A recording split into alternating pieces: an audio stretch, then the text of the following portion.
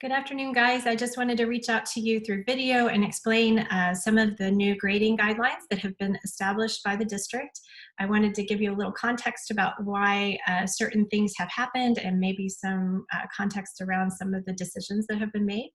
Hopefully answer some of your questions and provide a little further explanation through video than I might be able to provide through email. So watch if you need to. If you don't, and you just read through the email, hopefully you'll get the information that way as well. I'm going to go through a couple of updates first, and then we'll go to some reminders.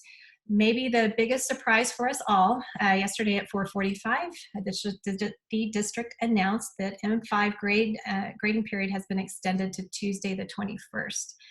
This is a great thing, actually, because I know that several of the deans and teachers had concerns about how quickly this was going to have to happen. Parents are used to looking at their grades in HACC, and students are used to seeing their grades in HACC, and that hasn't happened, so it's kind of been a surprise that the grades count. So this is going to allow more time for students and parents to see the grades and have that information communicated through HACC. It will also allow more time for students to turn in work that might not have thought it was important. And it will allow you, the teacher, more time to collect those reports and grade them next week. Just to know, one of the vicious rumors that was circling around was that these grades didn't count and it didn't matter. And I know some districts have chosen to do pass-fail. Middle school is going to not report grades. They are going to be reporting progress because they can do that according to TEA guidelines. But for high school in Northside, our grades are going to count towards credit. And we want to make sure that our grades reflect mastery because that's the expectation of TEA, that we're showing progress towards achievement. And so our grades will be averaged with marking period 4, marking period 5, and marking period 6. To determine if the student earns credit for the semester or not. All right, so we wanted to dispel that vicious rumor. A few reminders about your gradebook setup. All grades should be formative and weighted to 1 at this point. I think most teachers have done that. If you have grades that you do not want average for report cards, but you still want them to show in the gradebook, you can weight those to 0. Or you may remove the assignment completely. I think most PLCs made decisions about that throughout the week and asked a lot of questions. Hopefully I have answered all of those correctly and to your satisfaction. We want to make sure that your assignment due dates and the assignment that was actually established does not fall within that range of March 7th through the 29th. So if you have any assignments that are falling in there, you need to go in and adjust it because the district doesn't want anything to be assigned or due during spring break, the week after spring break, or during the week of our first week of distance learning. So we want to correct that. Remember that only 1 to 2 tasks should be graded per week during distance learning. So that would be 3 to 6 grades during these last 3 weeks. So you probably will have fewer grades average for this marking period. Grades are meant to reflect mastery of that standard, and so hopefully you've given the students multiple opportunities to go back and correct things that they didn't do well on or that you gave feedback on and they wanted to improve their grade. All right, once you've completed that alignment, and again, I think most teachers have, you'll begin to enter grades and follow Erica Forster's click sheet to submit your grades next week. On Tuesday the 21st. No, sorry, that's not next week. It's a week after.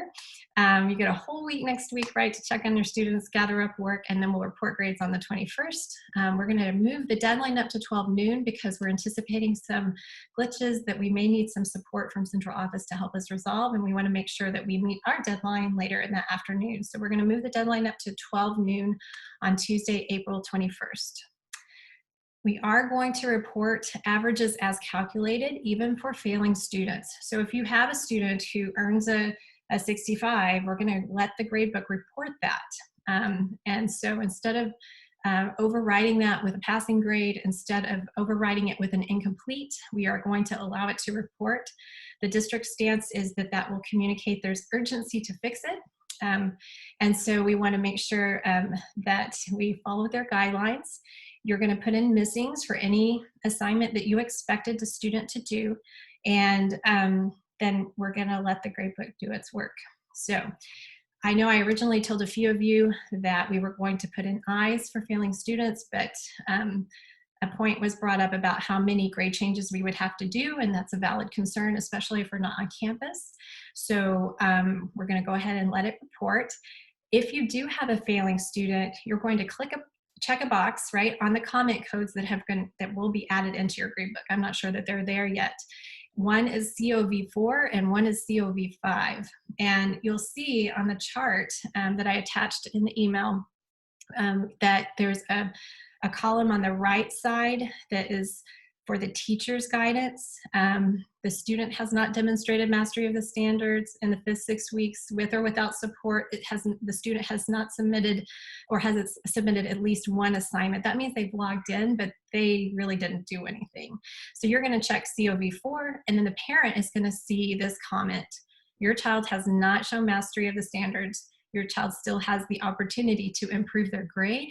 Please contact your child's teacher for further academic support. So the parent knows and the student knows we're not done, right? We still have work to do, but your child didn't do well. So you need to contact the teacher, and hopefully you'll be contacting the students too. Same with COV5. This option, if your child has not yet submitted work to show progress, the student may be choosing not to engage or struggling to show progress based on challenges with submission of assignments, devices, Wi-Fi, etc. So this would be for the child who just isn't logging in, and so that code will communicate out to parents. At this time, your child has not submitted content to show progress. Your child still has the opportunity to improve their grade. Please contact your child's teacher so they can provide further assistance. That means if they don't have a device, if they're struggling with Wi-Fi, if there's something going on at home, at least we'll know and we can document that. So you need to know that parents will be encouraged to reach out to you, but we will also be reaching out to failing students to create a plan of action for them, because we need them to be able to recover their grades from marking period 5 and possibly marking period 4 as well, because we want to make sure that our students get through this year successfully. We're not on campus, we're not there pushing on them, we don't have all these different types of support, so we're going to have to enact different ways to grab their attention and help them get through this year. Again, I'm not asking you to give a grade to a student. We're asking you to give opportunities for students to show mastery, and that's a big difference. So we will reach out to them over and over again until we hit the end of the year to try and improve their grades, to try to go back and help them capture mastery from prior marking periods, because it is in our best interest to make sure students are successful this year as a whole. All right. So when you work with your PLCs, when you're finalizing grades and meeting this following week, make sure that you're on the same page when you've decided if you're going to drop grades or not. I don't anticipate that this is going to happen very much in the last 3 weeks because every grade is so important. I would prefer that instead of dropping a grade, that you really work with kids to improve a particular grade and distance learning pieces. If it happened before we went into distance learning, you've probably already decided if it's going to count or not. Make sure your grade weights are all the same, 0 or 1, and then make sure that if you're giving any extra credit, that's consistent across your levels. Do not override failing grades with a 70 just to avoid the contract work for students. Again, we're looking for mastery. We're not looking for giving a grade. So if we have a teacher who decides to do that, another teacher doesn't, again, we're very visible, and so we want to make sure that we are at least on the same page with our assessments. Okay, lastly, I don't know how to say this in so many different ways possible, so I'm going to try. It's incredibly important that we get our kids through this particular year. We need to reach out to them. We need to maintain expectations, but we need to do everything possible to make sure that they earn their credits and certainly that our seniors graduate. There's no benefit in keeping a senior another year.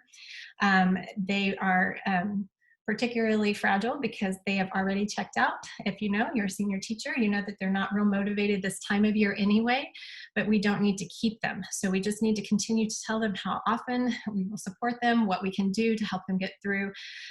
We do not have the luxury of credit acceleration because that's not an option right now for distance learning and our seniors. And we don't have the option to send them to Excel.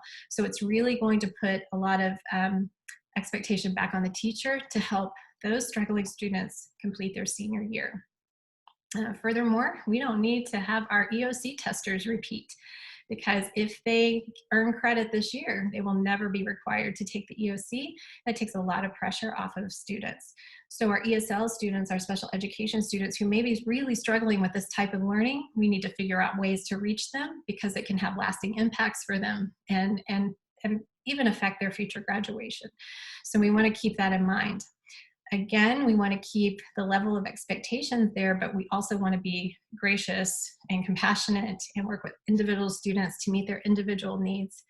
We'll need to plan for interventions for our students next year because frankly, no one's getting the kind of high quality instruction we would be offering if we were in the building together. And we know that, so we want to make sure that we start thinking about all the ways we can support students next year if they have learning gaps. All right, guys, I think I remembered everything to tell you, and I hope this makes sense and I didn't stutter too many times, but let me know if you have questions. A lot of you have been so sweet to say, I know you're really busy and I hate to ask another question. Please don't ever apologize. Patty mentioned that an administrator had said to their staff, don't ever apologize, all questions are great. I think all of our admin team feels that way. We would love to support you in any way, and we certainly don't mind the questions. I know this is crazy and confusing and lots of little pieces, so again, questions, feel free to ask. We miss you guys, and I hope that you're doing well and have a great Easter weekend.